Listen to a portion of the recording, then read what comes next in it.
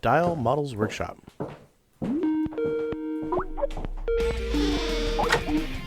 Hi, it's Yeji. And Clint. Hey, it's Larry. You are entering Models Workshop After Hours, a modeling podcast where we talk about miniatures, model painting, and we cuss a lot. If you can be offended, we're probably going to offend you. Then you're going to laugh, and you're going to feel bad. And then we'll offend you again, and then you'll laugh again. You see the pattern. So kick out, sit back, grab your brush, grab your paints, and get ready to have some fun. Hey, everyone, and welcome to another episode of Models Workshop After Hours. Now, I'm going to go ahead and pre-warn you guys. This is probably going to be somewhat of a short episode. So, of course, now that we've said that, it'll be 4 hours long.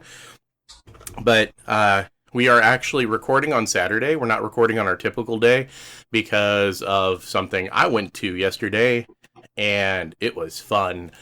But I'll get into that a little bit more whenever, what we have been doing comes around. But yeah, we are here on episode 69, and wish I could say it was going to be a whole bunch of fun time, but alas, we'll just have to plan it for a different day. But Only 5 minutes. You know, pay me for more than 5 minutes, okay? $5, me love you long time. But yeah, I've got Yeji and Clint in the house. Hello. So what have you guys been up to? Yeah, Yej, what have you been up to? I've been up to a ton of shit, actually. So have you, Clint. I mean, both y'all have been posting up a pretty good amount of stuff. Yeah, I had a decent little commission that I knocked out. He wanted it done before 8th dropped, so I kind of had to rush through that. And then I'm still working on the wolves, which I do have a video tutorial kind of in the works for the white wolf. You're going to have to hurry up on that shit because did you see what dropped since the last podcast? What dropped? Magnus. So you should be prepping up for that commission, and the cool thing about it is that is actually... Oh, I don't think I'm getting a Magnus as a commission. Really? I thought that one dude would pick up since the two that are at odds with each other. No, I got a Ahriman from the other guy. Right, and why the hell would he not pick up a Magnus? It's the Primarch of the same chapter. And you're painting the Primarch for the wolves, and the cool thing about it is there's a display base that literally both slide into to create a diorama of the two of them fucking fighting. Oh, from Forge World. I thought you were talking about Nipple King. No. The official Forge World one just dropped a couple weeks ago, or hell, this last week, and holy shit, I mean, it's a great looking model, so I was expecting your Thousand Suns dude to be picking that up because it's a fucking amazing looking model. Oh, it does look pretty cool. It is. You really need to tell him. He might not even seen it. I got the email on it, and I was like, oh no, I'm sure he's seen it. I'm sure he's more in tune to what's going on than you guys are. Good to know. Yeah. Oh, yeah, definitely. Pretty much. They're chomping at the bits for 8th, so. Yeah. Well, but I have the wolves still going on while I have another Night Models commission. So I have Catwoman going on right now, and then I finished the Chibi swap in the meantime, and yeah, just I have like five models six models of the Night Models. I have actually the Harlequin that's sitting on the little bomb. That's an exclusive to the core box that it comes with. That it comes in the Suicide Squad core box. So I'm pretty excited for that one. Yeah, I've been told that I need to watch my sanding on the podcast. I guess it was a little bit on the overzealous side the last podcast, and a little on the loud side. So, but yeah, last episode actually was received really well. Brittany hopping on actually garnered some pretty decent attention from our listeners, and they really liked her having her come on and spread her knowledge about how many clients she can take on at one time. Still a legitimate question. Oh my god. It is a pretty legit question. Yeah, it's like every time something new comes up and replaces the last thing that I teased her about, like the 3D printed butts, that one went on for a while, and then there was something else that popped up. Damn. She had the echo, that's what it was. She had a pretty bad echo, which is pretty standard for our guest. Usually I get most of it in post-production. But the funny thing is her echo almost made her sound like the Metatron from Dogma. And so I took her profile picture, and it actually lined up perfectly with a picture of Alan Rickman as he was unfurling his wings in Dogma, and I posted her face on top of it. And she's like, Jesus. I am the Valkyrie, the one true voice of God. Oh, yeah. She's like, how long is this one going to last? I was like, it a while. More than likely. That and 3 printed butts. But no, she was great to have on. I really enjoyed having her on, and people liked having her around. So, and I wish the people that we would have on would be unbusy. Like, I want Lynn to come back on, except she tends to work every time that we're recording, and it's like, no, I want my Brooklyn Texan to come back on and. Brooklyn Texan. Yeah, it is kind of true, but. Man, I'm 3 weeks into, or 4 weeks into my no Facebook pledge, and I almost said into your pregnancy. Well, no, that'd be like 3 or 4 months with the size belly that I got going on. No, and it's been almost a month, and I've been on Facebook quite a bit the last few days, but it wasn't for like checking up on anything. This last week, I went to, or actually yesterday, the reason we didn't record on Friday, I went to a concert, and so we were trying to coordinate everything, and of course, a lot of that was being done via Facebook, so I was looking up details. But other than that, I really haven't been on, and I will say a couple things that I miss is I miss seeing some people's art, but I don't miss the bullshit, bitching, and petty squabble drama that's happening. And maybe it's kind of a downfall to the show because I don't have something I can bitch and rant about, but I personally feel like I'm a happier person. I don't get me wrong, I'm sure I could dig up something to bitch and rant about because I do enjoy ranting, I'm not gonna lie. But if it was something that popped up right before the show and I ranted about it, that's one thing. But whenever you're seeing 17 different things in a given day or a week to bitch that you want to bitch about, and there's certain things that pop up that, like, okay, my philosophy on ranting is I'm not going to rant about something that's personal. That's the line. That's the line that I've drawn for myself. If it's something personal that would be considered a targeted, quote unquote, attack or a targeted rant, then I'm not going to say anything. But if it's something that is a business or it involves a business, then that to me is fair game. So basically, if you don't want me ranting about you, make sure it doesn't involve your business, because then I'll consider it fair game. But no, it's just like the crystal brush. Lord knows everyone's heard me bitch about that, and that's business. But I have no personal problems with anyone at Cool Mini. I really don't. I think Jen's cool as hell. David Dowse is cool as hell. The people that work there are cool. It's just some of their business practices I don't like. And that should be how everything goes. I'm sure there's our listeners who don't like certain things that we do on this show. And they're right. But I would hope no one hates me well, no, I know that's not true. There's a few people that hate me personally, and that's A-okay. I don't care. But yeah, the pledge has been going well.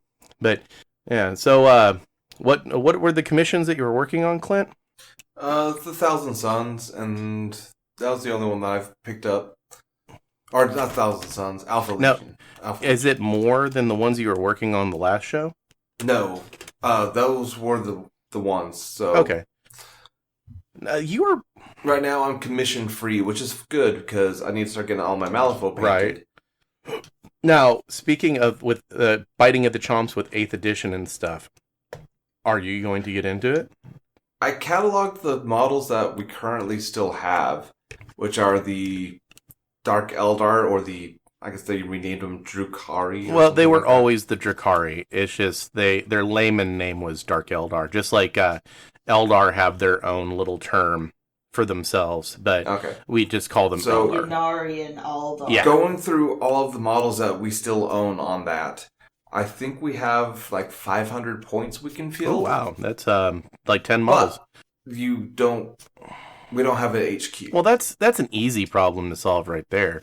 And you could join an escalation league. You could run an escalation league actually at your local gaming shop and be like, hey, we'll start off at 500, then we'll go to 750 in a month. And yeah, I think they're already planning on doing an escalation pretty soon. They're doing a huge release party, like almost every club that does Warhammer is going to be doing. Well, this is the prime time for, and actually I think, we haven't even discussed a topic, and I think this would actually be a great topic to talk about. Right now, with 8th edition coming out, it is a prime time to run an escalation league, or run a league, or run something that's involved with the new edition, because it gives the people a purpose and a reason to buy the rules as they come out. And honestly, from everything I've seen, everything is very affordable. Like I'm like looking at GW going, what? This is the type of shit that I haven't seen since the 2000s. I haven't seen this type of stuff since the 2000s, and I'm like, wow, I'm really liking this. The books are cheap. The core rule book, for how big it is, and I've seen pictures of it, it's really cheap itself. I've actually seen it now. Oh, have you? I've seen all the books now. Since I don't have a local gaming shop, since mine burned down, I haven't had a chance to actually see it. I've seen pictures. Yeah. Now, I've read the entire the rule book and the codex and everything, and yeah, I'm a bad boy. I found a copy of it online, of all 5 books and the rule book, because confidence honestly is not super high, because I've been burned by the hype monster before with GW in particular, and while I was really going, I really am looking forward to 8th edition, I wanted a little bit more of a peek into what's going on. I'm sold. I'll tell you honestly, I'm not going to make my files available, so no. Consider this a review copy for a media outlet, and that's why I did it. That's what I'm sticking to. Yeah, 'cause you're still probably going to go get some hardbound anyway. Oh yeah, right? Yeah. Because honestly, the copies that I got suck. They're clear, but I would have to put way more work into recropping and then printing them out and everything else, and then dealing with the drama bullshit of people going, oh, that's so cheap. That honestly, I'm already getting the starter set. Joe and I are both getting a starter set, and I think I'm taking the Primus Marines, and he's taking the Nurgle. Though that's still up for debate. Did you just say Primus? Primus. Whatever.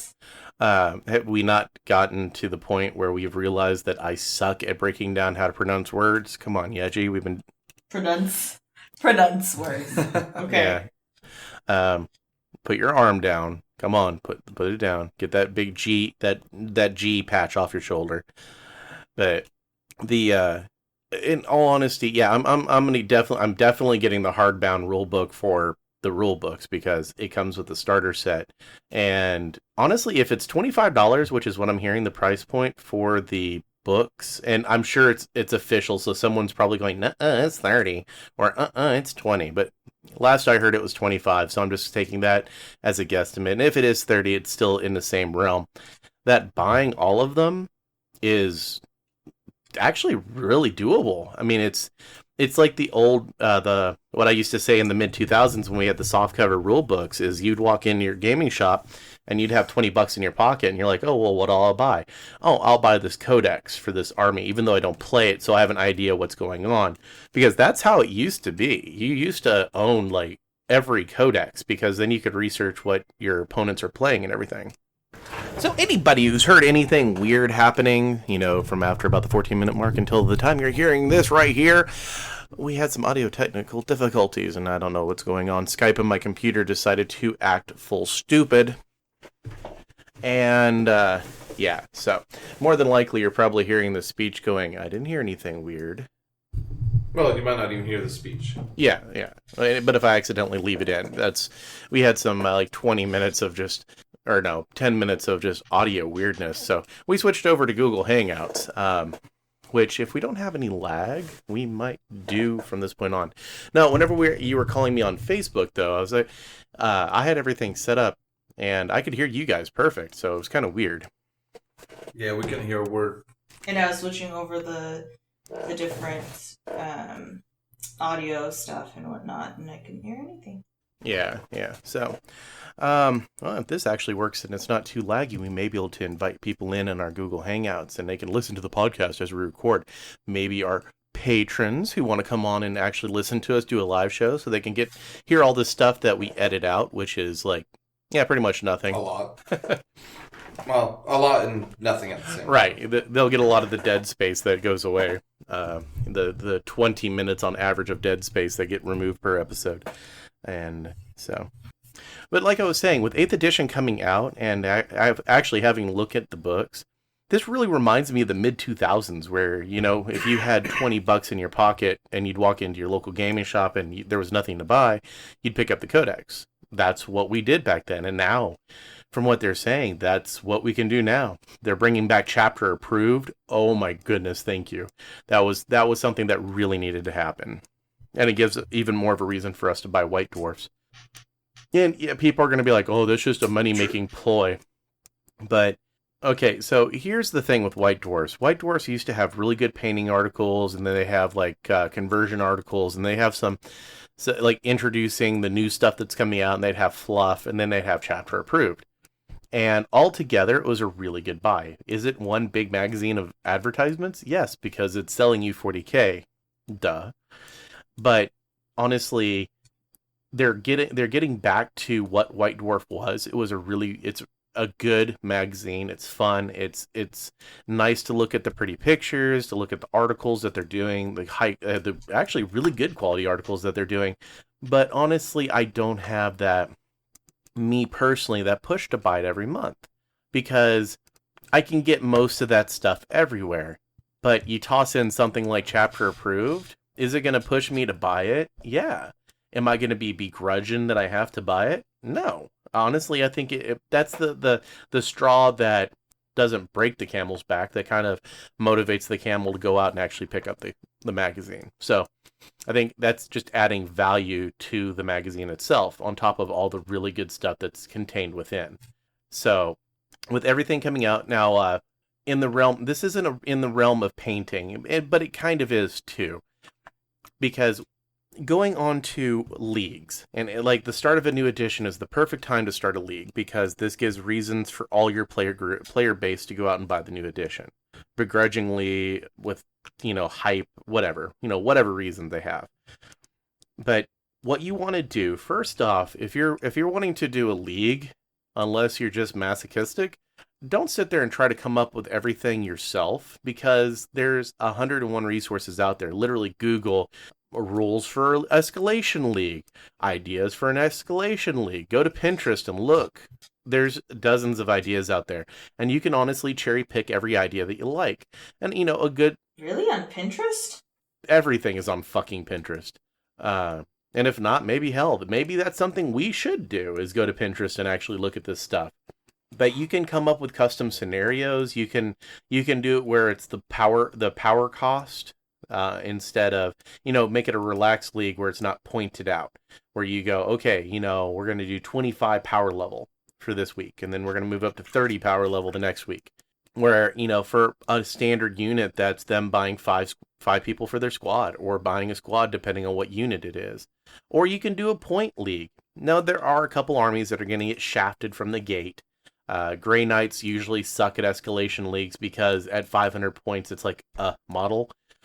Knight Titan, the Knights might get hosed. They might actually be too powerful at 500 points, because that they get a single Knight, and that means you have to take down a Knight Titan with whatever your 500 points are. You know, in worst case scenario, play it out with your friends. Be like, hey, bring a Knight over here, or bring a stacks can from Lay's, and we're going to play test these rules real quick, and we're going to see if a single Knight model is too powerful at 500 points.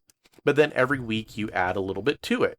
And, you know, if you won the week prior, or you won 2 weeks prior, you know, and a week-by-week basis may be too much, maybe every 2 weeks. It gives 2 weeks for people to play their league games. And if you won your league games from the week before, then you get a little kicker. You get an added bonus, which could be pretty cool. And so, I mean, there's a whole bunch of ideas out there. You can even look at the some of the stuff that GW's run in the past, and just come up. And basically what you want to do is you want to slowly build your way up to 2,000 points, 1,750. And then you can end it in like either a Grand Melee or a tournament or something along those lines. I've never been a part of one, but they seem pretty cool. I would maybe join the one that I think my local game store is going to be doing. Exactly, and they are really cool. And it's something that it allows... Okay, the best part about an Escalation League is it allows newer people who don't have a lot of models, who are just getting into 40K, who only bought the starter set with their buddy to play. You know, you can take one guy takes the Marines, one guy takes the Nurgle, they enter the league, and this gives them, you know, every couple weeks they have to buy a squad, or if they buy one box set, they can put half a squad or half of them in 1 week to fill up the points, and then half the next week. But there's dozens of ideas out there, and right now with 8th edition coming out, now is the perfect time. Now, how do you incorporate painting? Well, first off, you make it where the models have to be painted, and if they're not painted, they at least have to be able to show some forward progress. You could incorporate a painting prize. You know, hey, and you have to be careful with that, because if someone has an old army that's really awesome, or make it where it's at the start of the league, you know, who's most improved from the start of the league to the end of the league. You can also have paint nights where everyone brings their models together. Right now is the prime time for the world of 40K to get people together. So make it Thursday night paint night, where everyone comes in on Thursday, brings all their stuff, old hat, new hat, it doesn't matter, brings their stuff, they sit down, they paint, and this is a round table where everyone learns what they, you know, all the little nuances. This is where the old hats teach the new hats tricks that they'd have no idea. Because a lot of the stuff that's out there now, a lot of the old tricks are being lost. Like I've shared some tricks, and people are like, "Well, I never thought about that." And I was like, "Well, that was pretty much the norm back in the day. You know, that's how we did things. That's how we made our washes. That's how we did this stuff." So, and this is, well, I mean, what ideas do you guys have? You know, or what things would you like to see in this type of league? I'm more interested to hear about from Yeji, because she doesn't really want to play the game. She just wants the models, like always. Yeah, like, I really just want to paint them, but I don't want to really play. But what would get you to play? Nothing. Yeah. I think an Escalation League would be cool. Doing a lot of the narratives, if you're into a lot of the fluff and stuff, could be kind of fun. Especially if you have, like, you and your buddy collect opposing forces or whatnot. Oh, yeah. I mean, It'd be pretty cool. There's definitely something to be said about narrative driven, because this game has 3 different modes. You've got narrative, you've got casual play, which doesn't have points. It's just power level, and it's like super easy to throw together like a 40-point game or a 40 power level game. And then you actually have the by stringent point cost, which is kind of what we're used to. So I like that. I honestly do. It allows multiple modes to be played. And you can definitely tell that they've really looked at a lot of this stuff. And I like the one change that I'm just like, it's like a breath of fresh air, is the fact that they have more than one force organization chart. They actually have like a dozen, if not more, force org charts. And it's everything from small forces, like a little skirmish, all the way up to freaking apocalyptic type battles. And they actually have a force organization chart designed for apocalyptic battles, where you have to have a minimum of 7 troop choices. And this is not true. I'm not spouting anything out the rule. I'm completely pulling this off the top of my head. But they actually have it. And it's a brigade force org chart. And they have a battalion size one. They have a company size one. They have a squad size one. And I thought that was absolutely brilliant.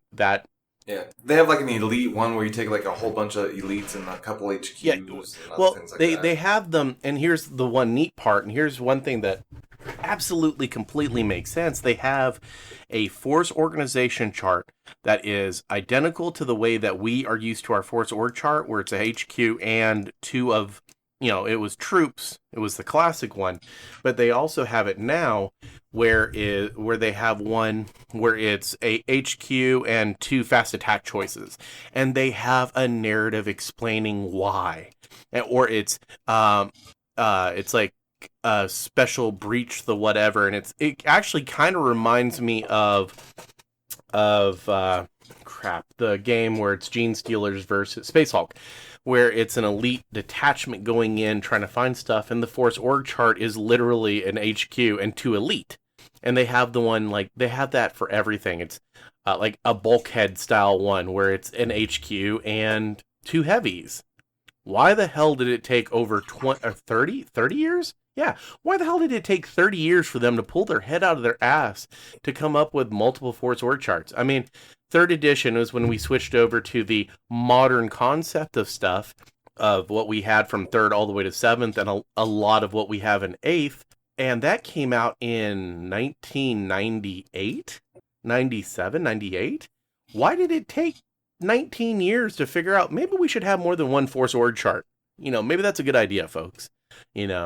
And well, you got to remember this is kind of a big change in company-wise for GW. The GW itself is completely like, if you would hand me a packet of what's going on right now at GW 2 years ago and go, hey, look at this new company and what they're doing, I'd have been like, wow, that's fucking amazing. And it would not have dawned on me that this was Games Workshop, because it's completely the anti to what Games Workshop has been for the last 19 years. No, not 19, 10 years. The last 10 years, they've been very anti-consumer, and all of a sudden, it's just like the new CEO came in and it's like, yeah, consumer folks, they're the ones who buy all of our stuff, and maybe we should pay attention to them. And they have been. And they've been listening to us. I really don't, they've opened up everything. I'm just like, what? What the hell did you do with these games? No, never mind. I don't care what you did with the old Games Workshop. Fuck them. I like this new one.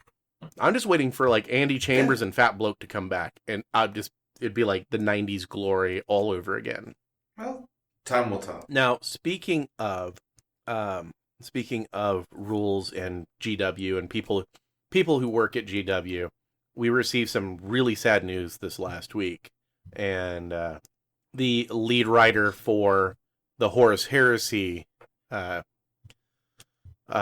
actually passed away, and from my understanding, it was unexpected, because the picture I saw was he didn't look that old, so it was really kind of surprising, and I know he was a very well-respected and really well-liked person, so it was, all of a sudden, it's like, boom, and I hate seeing that, anyone passing at a young age sucks, but someone who is super well-respected in our industry, which is notorious for being a bunch of buttheads at times, and I know I'm the butthead in chief, but yeah, someone who's super well respected just passing away, that's really sucks. So I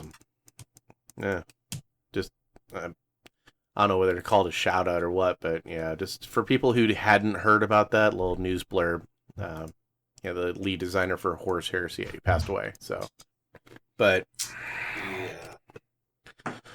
now today is 40K Day. We're recording on 40K Day, so you'll all be getting this like a couple days later. This is when 40K officially came up for pre-order.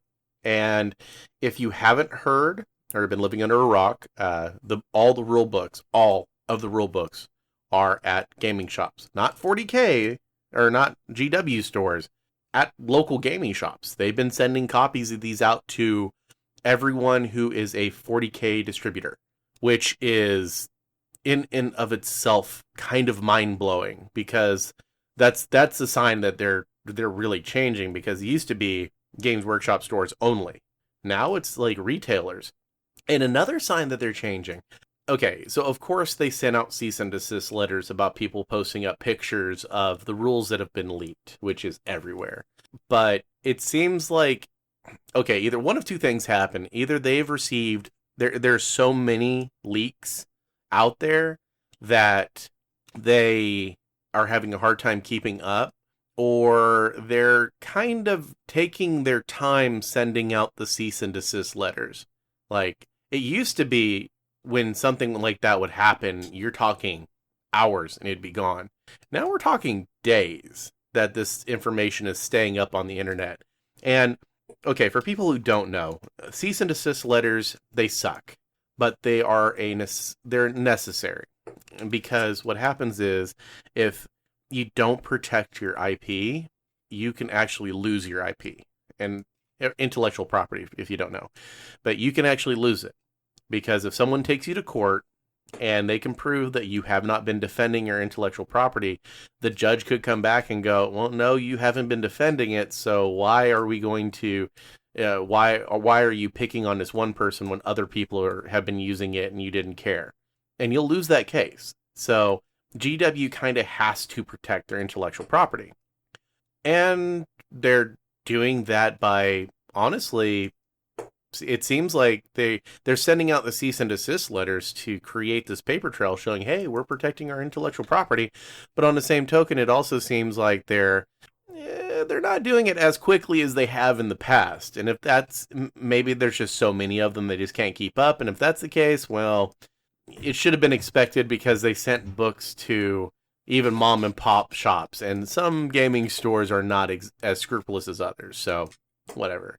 And they allowed people to take pictures of every freaking page of the book. Well, it was bound to happen. They knew it was going to happen. They had That was to be expected. I mean, seriously, whenever they send it out, these leaks are to be expected. And I honestly don't think these leaks are going to hurt the Okay, in the world of 40K, if a person is going to pirate the rulebook, they're going to pirate the rulebook regardless. Like me, personally, myself, I guess technically pirated the rule books, and my excuse is I don't have a local gaming shop. My closest gaming shop is literally over an hour away now. And I run Models Workshop. And while we're more painting oriented, when you have 40K coming out with a new edition, you talk about it, as we have been.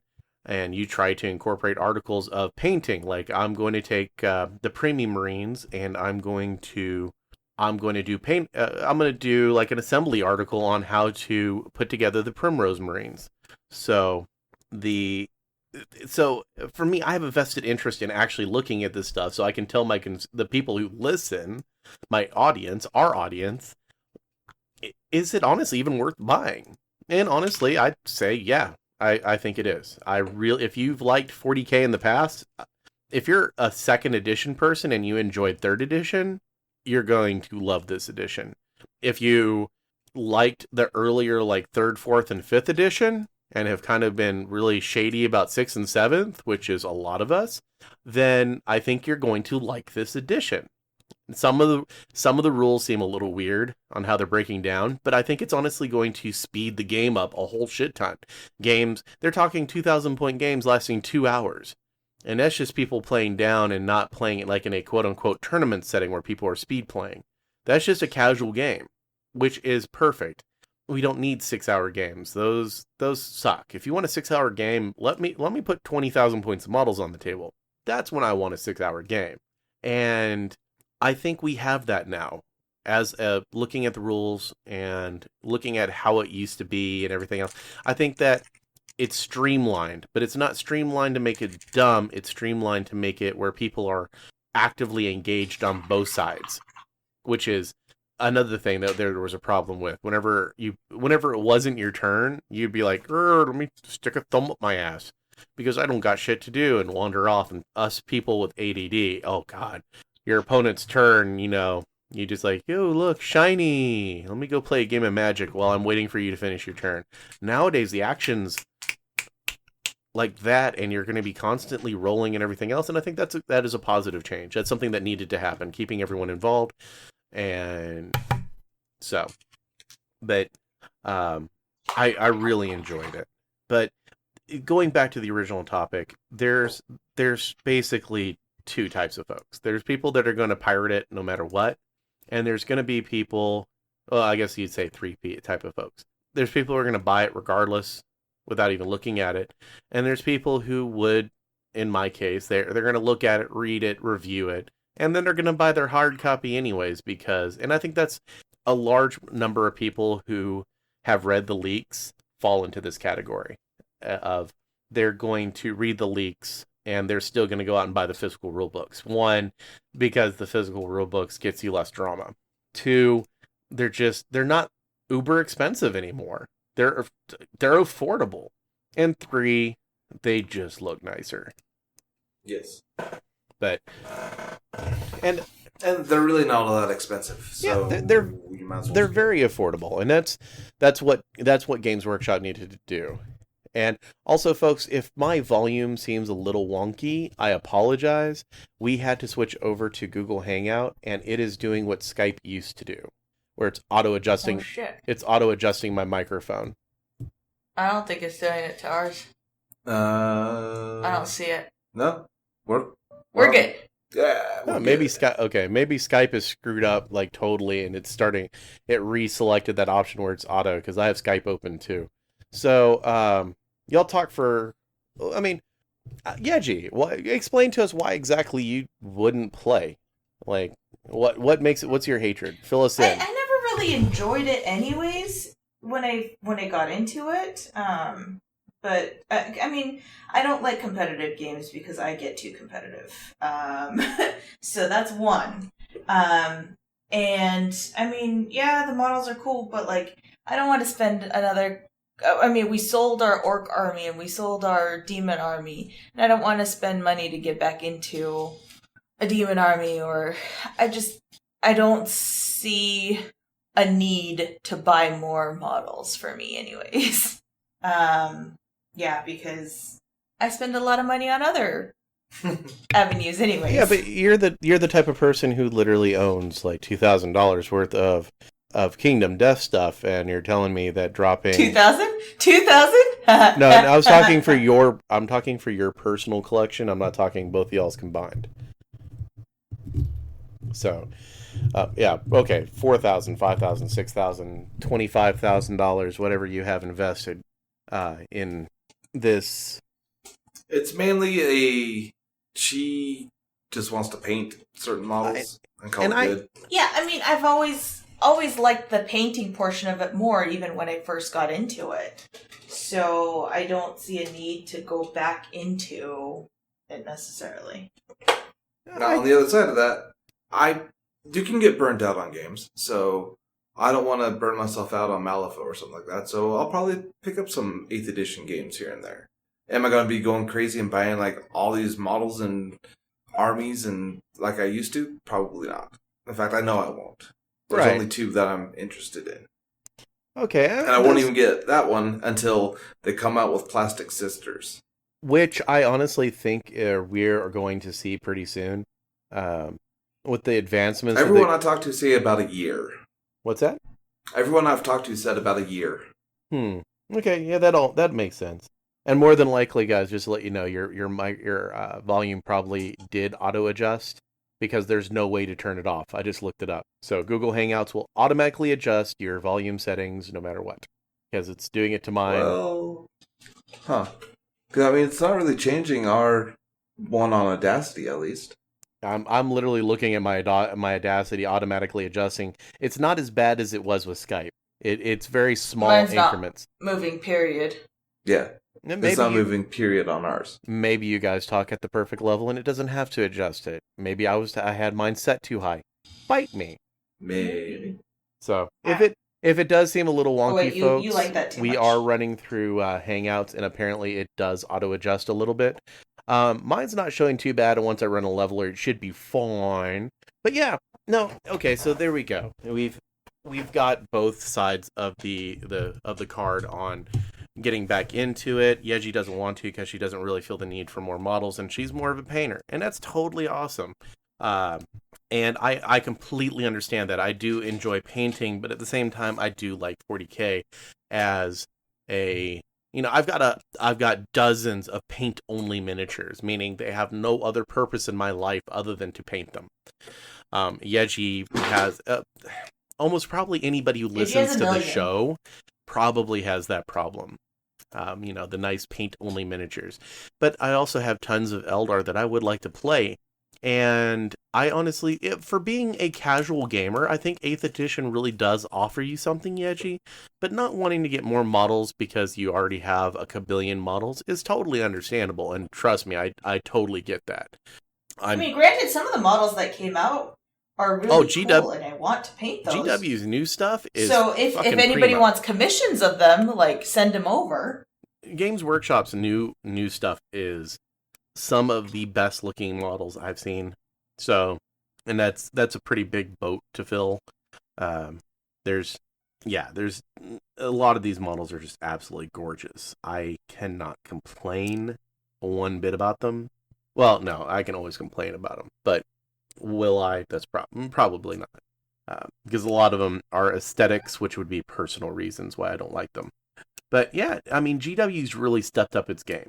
I look at the new plastic stuff, and then I look at the Forge World stuff from a few years ago, and I'm like, the plastic looks better. Straight up, the plastic looks better. And I'm like, why? Either they need to adjust their business model for Forge World, or maybe it's honestly time to, I don't know. I don't want to say it, but merge. Well, they kind of have, in all intents and purposes. They kind of have merged. They're doing a lot of the models that won't create enough traffic to make it worthwhile to make injection plastic molds, like your Primarchs. Because, I mean, don't get me wrong, they may sell 1,000 Primarchs. 1,000 Primarchs isn't going to pay for the mold they have to make. Or they may sell 200 of them, and 200's definitely not going to sell for the mold that they're going to make. 1,000 probably would, to be truthful. But it's one of those deals where they're making that niche product. The product that they're not going to make enough of to justify making a mold, so they're like, hey, Forge World, do this model for us. Like, honestly, the character series, I would love to see Forge World doing all of the characters if, and here's a big if they make it where regular stores can carry those particular models. Like Eldrad. I think Eldrad, being an Eldar player, is a perfect person because you only need one of them, no matter how big your army is. You know, I can own 50 Wraith Knights or 13 Scorpions or whatever, but I only ever need one Eldrad. And I think he would be perfect for Forge World to do because he's such a small niche model. I mean, they had to go and make a board game and include him as part of the board game to finally get us a plastic release of him. And good luck finding one, because they're actually not easy to find. And if you do find them, they're really expensive. You know, you take a model like Eldrad or any of the other named characters that are out there, and you toss them to Forge World. Forge World produces them, and they sell them. And you allow games, you know, but those type of models would have to be allowed in mom and pop game shops. You know, it can't be a GW exclusive. And it can't have that, let's ship it from England. So in that regards, yeah, the business model would have to change a little bit. But in the grand scheme of things, I mean, Forge World now is basically Titans, because the injection molds for that type of stuff would be so outrageously expensive that it would not be worth the money. The little individual characters that are out now, most of the time the plastics that come from GW are better looking. So, yeah. But let's get off of GW's nuts, because we've been talking about them a lot the last few episodes. Let's hop on somebody else's balls for a bit. So we talked a little bit about Cool Mini. They actually had a new Kickstarter pop up, and was it the new Zombicide? Which one are you referring to? Well, they have multiples come up. There's another one that I believe is out. Why does that not surprise me? I mean, okay, like I said, I like the people at Cool Mini, but their business practices are aggravating, to say the least, because... Well, I'm not sure, because I actually haven't checked out that one, because I'm not going to back it. Yeah. The Zombicide green. It's a really cool idea. I like it. It's just we've literally played the game twice. I saw it, I rolled my eyes, and like I've said a few episodes ago, I'm not going to buy any Cool Mini product. IDW has a Ninja Turtle license. I don't foresee Cool Mini getting any license that I'm going to go, oh my god, I have to have it. I canceled my Rising Suns backing because of the crap that they've done, and honestly, I'm just so sick of seeing them absolutely effectively run a mini monopoly on Kickstarter and trumping all the smaller companies that actually need Kickstarter, that I can't support them. I can't back it. I saw that they had a new Kickstarter out. If you like Zombicide, go back it if you haven't already, or if you want to, go look at it. I'm not going to even do a review on it because honestly, at this point, I feel my personal bias against it would probably cloud my review of it, so I'm not going to. The minis look cool. Awesome. Zombicide always is a fairly good value for the bang to the buck. Cool Mini and period is usually a good value to the dollar. And I mean, they're really kicking ass on the board game model of tabletop games. But I can't in good faith go, hey, Cool Mini, awesome. I mean, how many Kickstarters do you really seriously fucking need? And even as a marketing tool, your name is so big. You pre-announce that you're running a Kickstarter, and within the first 20 minutes, you sell fucking 20,000 units. Do you really need Kickstarter to hype your fucking game anymore? I mean, at what point do you... And the real kicker in the ass is I'm 90% sure that all of the shit that's going into these games is already done. And they're just waiting to... I don't know. It's at what point is enough, and when can you just do your own? And I understand, like I've said before, Kickstarter not kicking them off the platform, even though they're against what Kickstarter was originally founded for, because they make that cool 5% loot off of their $4 million Kickstarter. And it's all about making money and cents, but yeah. The models look good. Go check it out. Zombicide's out. Rock on. Whatever. I'm so over Cool Mini, it's not even funny. And what else? Damn, wasn't there another Kickstarter that popped up? Sacred Sword is coming out again because they didn't fund the first time. Sacred Sword, remind me. Glenn. Okay. Glenn McClune. Yeah. That one. Chibis. Yeah, Chibis. You can go back like 8 episodes because I did a review on it. Unless he changes a lot of stuff, the review is going to be the same.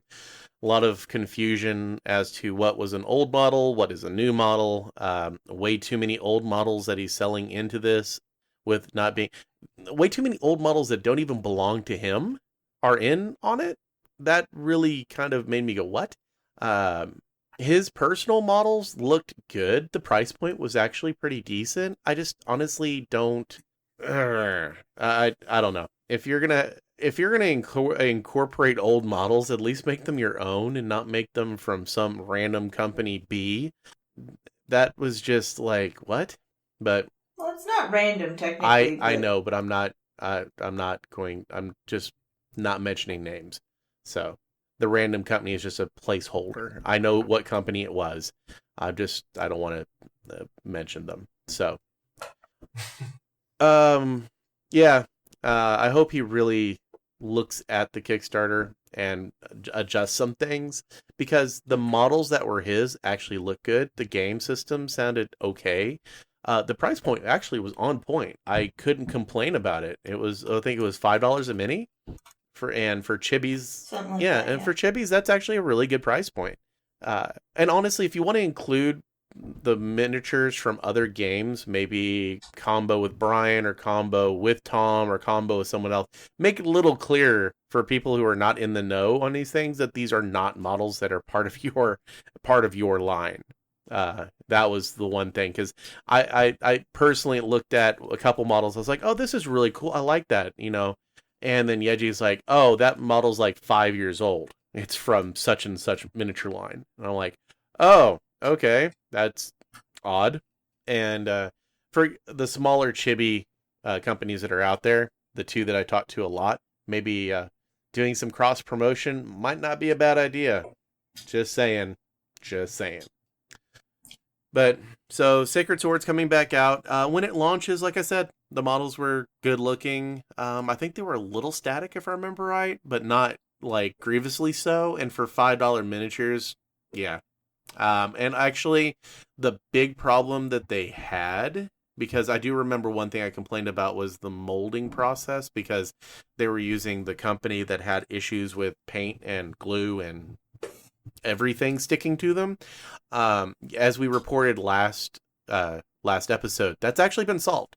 So the issue with the paint not sticking, which was like super chibi, they had that problem during their first wave.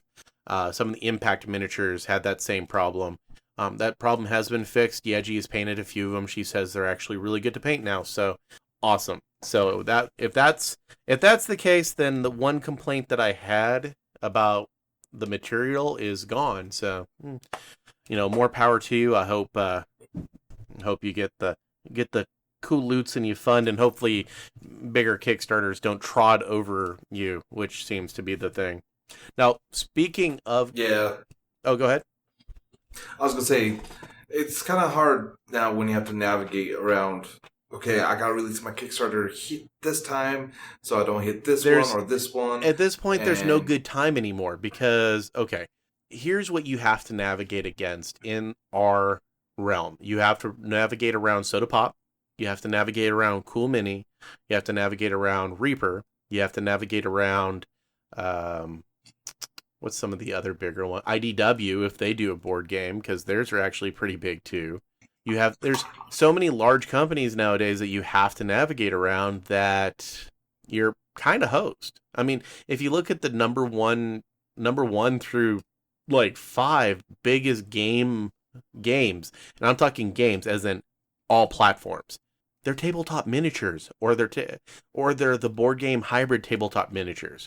They're outfunding the video games. That's how big and massive these things are. Well, and Cool Minis... Well, some of the video game ones aren't. Some of the video games... Kickstarter and video games have a really sordid history. I understand. There's a lot of vaporware in the entire video games. I was lucky. I backed one video game, and it actually published. And it actually published bigger than what they were talking. So I was like, oh, okay, well, that's kind of cool. And I don't play it. Yeah, you got really lucky. Oh, I got lucky. It's like the 10%. It's like, it's ridiculous. Like, you look at the number of miniature games that have failed, and you're talking like 5%, and that's exaggerating. Most miniature games haven't, quote unquote, failed. The biggest problem with miniature games is the delay. There's a lot of people underestimate shipping and everything else. So, but video games, those things fail left and right. Yeah, and like one of our friends, she backed a visual novel, and it's taken quite a while to come out, but it finally did come out, and it was really short. Oh, yeah. And I mean, I think she said it was only like 3 or 4 hours. Oh, wow. Which sucked because there was actually a visual novel that I was looking into backing because it also came with some miniatures. I'm like, ooh, that seems kind of interesting. Yeah, I mean, it's one of those deals. But the problem is that now, I mean, Cool Mini's publishing 2 or 3 a year now. I mean, Rising Suns just funded, 3 months ago? And they've already launched Zombicide. And as big as Rising Suns was, there is going to be 2 or 3 expansions at least to that game. And then there's going to be another Zombicide, and then there's going to be this, that, and the other. With Cool Mini launching 2 or 3 a year, with Soda Pop launching a couple, Reaper is not as big a deal because they publish about they're on about a 1.5 year cycle. But Simon, I mean, they've got multiple huge IPs, and they're creating new ones. Well, just wait. Probably this time next year, we're going to be talking about the new sci-fi Zombicide, where you're dealing with like laser blasters and aliens. And all they have that stuff in development, and not only that, but and then there's going to be a Wild West one, and then they're going to cash in on like every freaking trope you can think of. Because there'll be a Zombicide for that. Because why not? And here's the thing. And it's not only the Zombicide that you have to worry about. Like Rising Sun was a brand new game. And it's the #1 funded freaking game. And it was a brand new board game. And the guy who designed it, who's a big name in the board game and tabletop wargame industry, they hired him, which is awesome. I'm not saying that that's a bad thing. That's actually a really good thing because the guy is freaking phenomenal when it comes to publishing or writing games. He's a great rules guy. The problem is now he works in shop and he's a great rules guy. So that means now we're going to be dealing with expansions for yet a new line of games because their big thing was like, all right, we have Zombicide. So they're pumping out an expansion for Zombicide once a year, which makes sense. And then they have another large license that they're pumping out expansions for it about once a year. Now they have Rising Suns, which was phenomenally popular. So do you think they're just going to drop it and be like, oh, we're not going to release an expansion to this? Bullshit. They're going to end up having like the Russian or the Mongolian adventures or Japan or China, whatever, that they're going to incorporate into this. And that's awesome, actually. I do like seeing that because it makes it where you can add to the board games, to your investment, and make it even better. But the problem is that they can't do one Kickstarter a year. They just can't, because that means Zombicide wouldn't get an expansion, but once every 3 years, unless they just stopped using Kickstarter. But, why would they do that? Easy money. But yeah. But so that means in the first quarter of 2018, we're going to see a Zombicide expansion. In the second quarter, we're going to see a Rising Suns expansion. In the third quarter, we're going to see their Chibi game expansion. And then the fourth quarter, they're going to introduce a new game. And folks, that's not me going something that I know for a fact. That's me pulling just stuff out of my ass. But if that's what they do, then the following year, 2019, they've got, the first 2 months of the year, they're going to release the Zombicide, and then they're going to do Rising Suns, then the Chibi game, and then Fluffy Bunnies, which was their new big IP, and then they have to try to push a new game out. So now instead of 4, they're doing 5. And do you see the domino effect that this is happening? They're just going to start doing more and more, where every month they're going to be launching a new damn Kickstarter because they've got all these licenses that are doing really freaking well. And they rely on Kickstarter eventually for they'll everything. just have to... Well, eventually.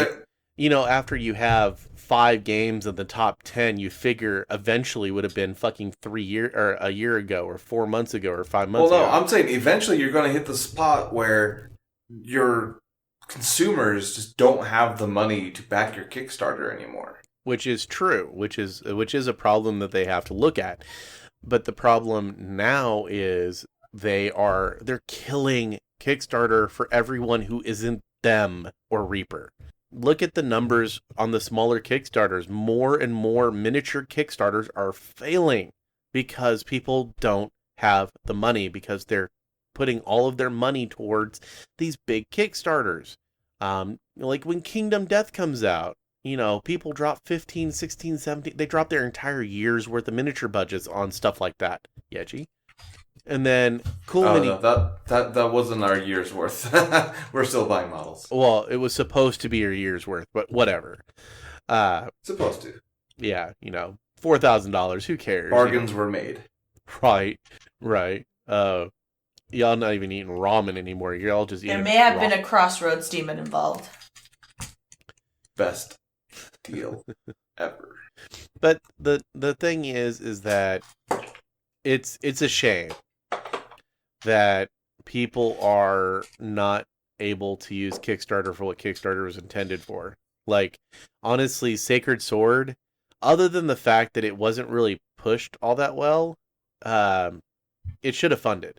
It really should have, but it didn't. And it had every feature to make it where it should have funded. Now, I will say that I honestly believe that their funding goal was high. I think I even mentioned that in my review. I kind of questioned why their funding goal was so damn high. And I think you questioned why it was low. No, Sacred Sword? I can't remember. No, if I questioned why it was low, then it would have funded. I'm pretty sure on that one. I think it was like, no, I know for a fact because I made a snarky remark about it. Why it was so high. You got to pay the piper, because remember, he wasn't running his Kickstarter, so you got to pay the piper. Yeah. But yeah, it should have funded. I don't even remember what that price was. What's that? I don't even remember what his price point was at. I don't remember what Or the is funding funding- goal was, but I do remember it was high because I do remember making the snarky comment about why it was high. Because I know there was a fee associated for not running the Kickstarter or for the help that was given. Because and it didn't come from us. No matter how much advice we gave, we didn't charge anything. We probably should have. But I don't know. It's the state of Kickstarter in and of itself is kind of just a sad thing. But okay, and a little bit better news, getting off the Kickstarter train kind of. Bones 3 is actually shipping. One of our members of Models Workshop apparently had a really low sequence number and has received her order and showed us the multiple pictures of all the miniatures she got. And wow. Actually, Yeji, you guys got your shipping notice, didn't you? Yep, ours is coming Wednesday.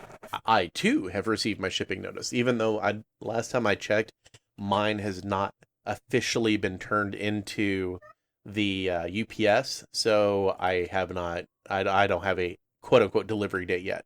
But I didn't get a full one, I just got a couple Tianats because big $60 dragon, why not? The packaging actually is different for that than what I was expecting.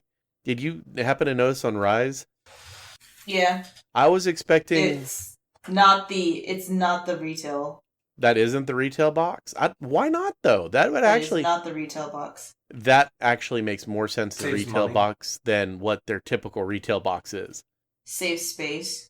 I get that, but if that's the case, why didn't they ship it to us in bags?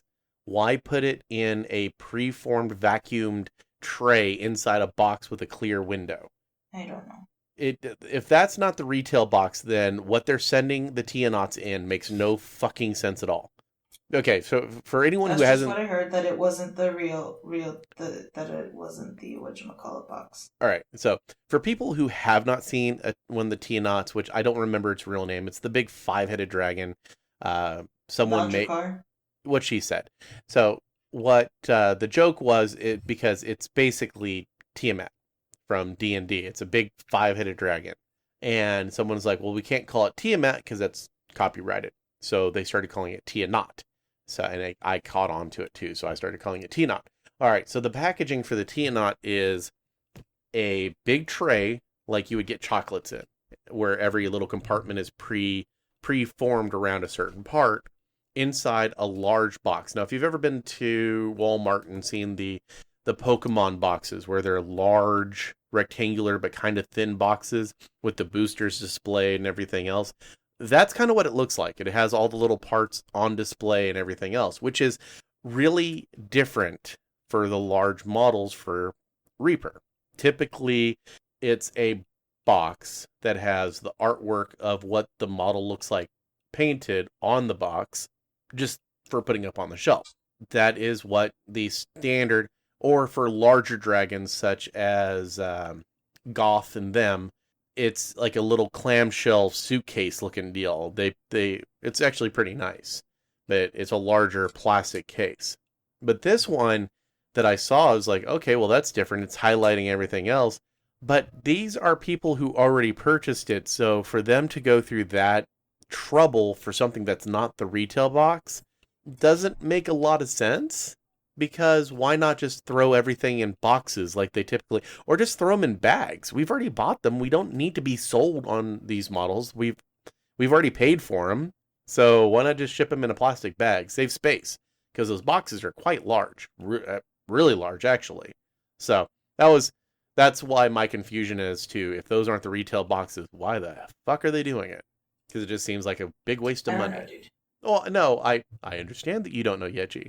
That was explaining to our listeners who may have not seen the box as to why I am confused as to why those wouldn't be the retail boxes. Because it just seems wasteful otherwise. But since Bones 3 is shipping, I would expect Bones 4 to probably be... Okay, so this is what? June. So I expect Bones 4 to launch either in September or October. Give them a few months to get everything ironed out with Bones 3 and completely finished up. And I think Bones 4 will probably launch towards the end of the year in the October time range. They might announce it at this RupertCon in October. They might. More than likely, they will. They've had a habit of announcing the Bones officially. Like, we already know Bones 4 is coming. I've seen some teaser art for it, but I don't know an exact date. But if I was going to garner a guess, I'd say September or October. One of our listeners who probably knows the date is probably going, "You're an idiot, it's November." Or, "Damn, he guessed good." Yeah. Hopefully my guessing's okay. But honestly, yeah, more Bones. I think Bones 4 is going to suffer the same problems Bone 3 did. It's probably going to have a couple standout models, but a lot of models that are kind of meh. But we'll see. Maybe they'll step up their game, and of course they're going to make probably $2 or $3 million off of this one too, because why not? I mean, Bones are such an exceptional value. You're paying like 75 cents a miniature typically for the Bones, if not less.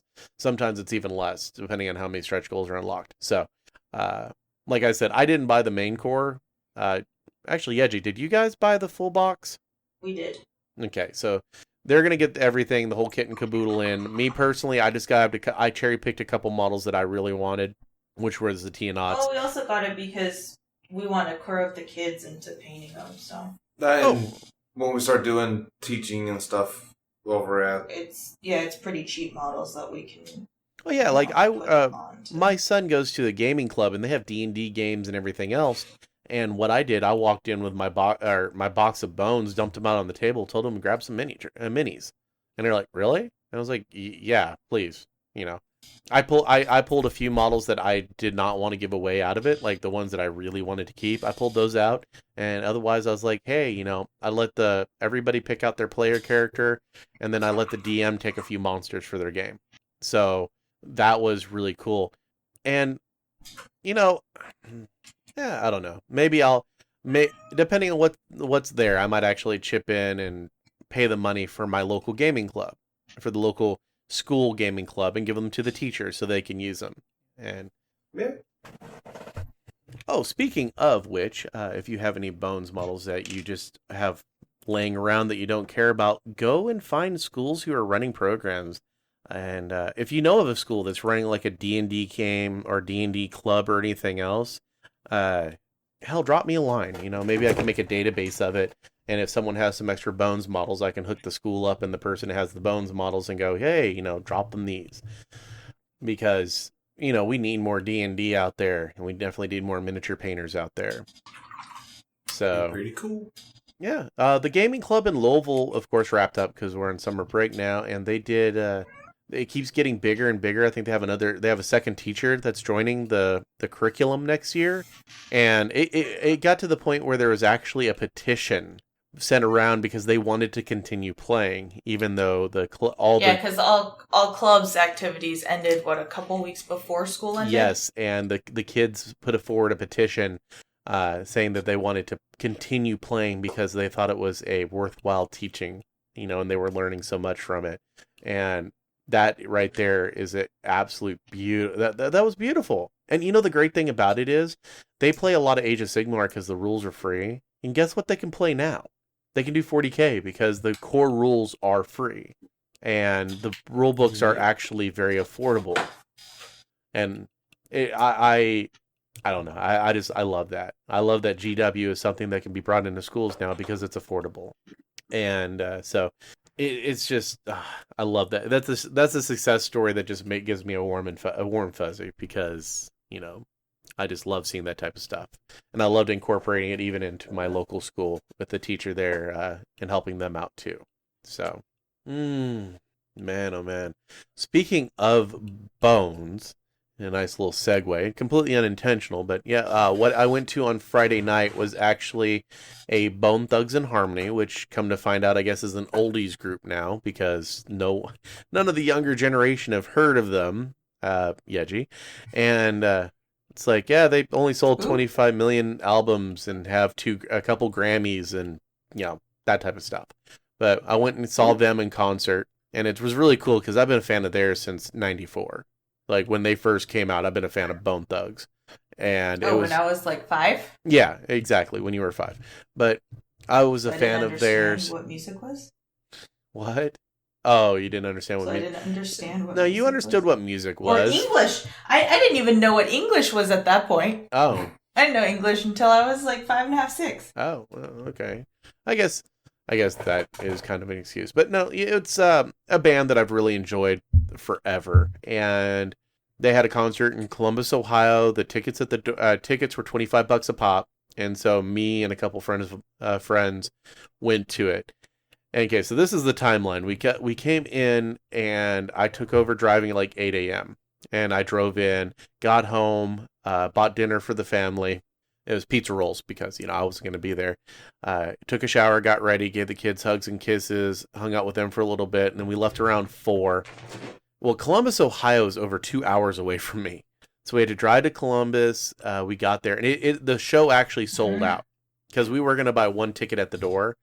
But we decided to go ahead and buy the last ticket online, and turns out it was a good idea because the show ended up selling out. And so we went and we watched it. It was a couple local groups and then a couple Mo-Thug groups, and then Bone came on. They performed all of their big hits, which was to be expected, And it was fun. It was amazing. I got home last night, or actually I should say I got home this morning at 5 o'clock in the morning from the concert. Crashed out, got about 4 hours of sleep because I had to take a shower because everybody there was smoking. And if anyone who's listening knows Bone Thugs, you'll know what I'm talking about. So I walked in and my wife's like, she actually woke up from her sleep, looked at me and goes, "You stink. Go take a shower." So I had to go hop in the shower. So by the time everything was said and done, got to bed about 6, woke up at 10 and went to the zoo this morning. Oh, man. So I'm actually recording this on like 4 hours sleep over this entire weekend. So if I'm a little rambly, that would be why. Yeah, I got about 5 hours last night. So I'm right there with you. Oh, dude, like I was driving home from the zoo because we live in the cornfield. So the zoo from us is 2 hours away. We went up to Fort Wayne. And we went to the zoo, and I'm driving back, and I'm sitting there, I'm like, oh, I'm dying. My wife's like, yo, I have a 5-hour energy. And I was like, yeah, please. So she hands it to me. I drank it. Oh, I usually buy the grape one, and I'm so used to the grape one. This one was berry, and I don't know what woke me up more, the whatever's in the 5-hour energy or the god-awful flavor. My wife was dying laughing at the face that I was making. I was like, ugh. She's like, what flavor was that? I know. Probably did it on purpose. Probably. She probably had already tried the berry and realized that she fucking hated it. So she's like, I'm going to give this one to him because I'm not going to drink it. Exactly. Yeah, I wouldn't put it past her. But yeah, so we actually found a place. It was a hot dog restaurant. I shit you not. It's a restaurant that sells hot dogs. And they sell basically one type of hot dog, a coney. Like what, Portillo's? I don't know of that place, so maybe? Portillo's is a Chicago staple where they sell Chicago-style hot dogs. Okay, kind of. This place has been open since 1912. And they steam their buns. That was one big selling point. And as you walk up, you see them cooking all the hot dogs in the windows. And this is one of those places that actually has hot dog racks where they go through and they set up all the buns and then they make all the hot dogs. And unless you order it otherwise, the hot dog is mustard, coney sauce, which is chili sauce, and onions. And that's how the hot dog comes. And so we ordered. Of course, the kids were like, no, I want one plain, or I want ketchup and mustard.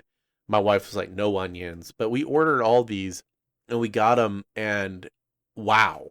I've had Chicago-style hot dogs, and they're good.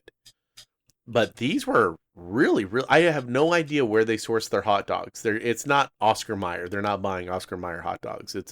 They buy hot dogs from a special place. They have said that. They did tell us that. From a special place called the basement. They said they're pure premium pork and beef cuts. And you could tell, like when you bite into it, if you bite into a cheap hot dog, you know you're biting into a cheap hot dog. You know that you're getting chicken balls and lips and pig hooves. So it tasted more like a sausage than it did a hot dog. Kind of. It didn't have okay, it wasn't like a brat with the sausage texture. It had a hot dog texture, but it had the taste of it. You could tell that it was actually good cuts of meats that were ground and put into the premium meat.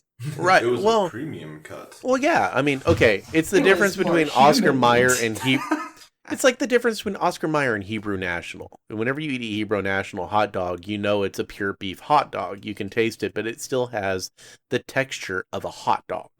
Sausage. It was a Sweeney Todd dog. Jesus. Okay. But no, anyways. Speaking of hot dog restaurants, there is that one in Vegas we need to go try. It's called the Bulldog. And it's bull as in like bulgogi. Oh. Oh. But like this place, it sells hamburgers, hot dogs, bowls of chili. That's it. Like that's what it sells. And this place was fucking packed. And I looked up on Google because I was posting some pictures up on. Was it on Diners, Drive-Ins, and Dives? What, the one that I went to? Yeah. I don't. You know what? It may be. Like it's at. Kind of sounds like. I looked. It was. I looked it up on a couple websites, and it was listed as like, on a couple website as places in Indiana that you must try, or places in Fort Wayne that you absolutely have to go to. So it's known. It is really well known. But when I posted up on Google, we were there at 3:00 in the afternoon because we had like a late lunch, early dinner, and it was listed at 3:00 as being its slowest time of the entire day. And it was absolutely slam-packed full.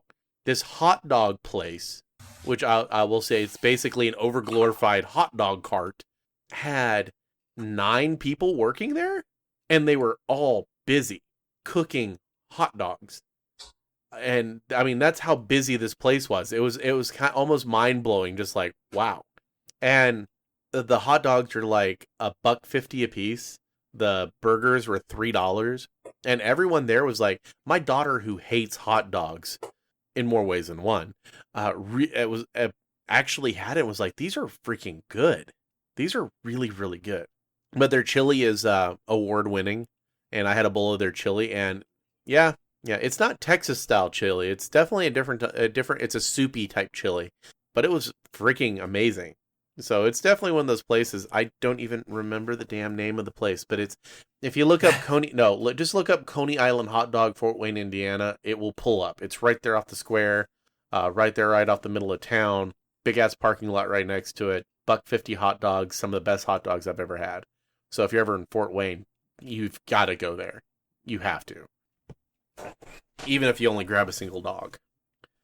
But yeah, so that's what we did today. So here I am sitting there laminating over what absolutely, like, okay, so whenever I was looking for food, I Googled, what's the best restaurants in Fort Wayne? Literally, the first one that pulled up was that place. It is Fort Wayne's famous Coney Island. That's the name of the place.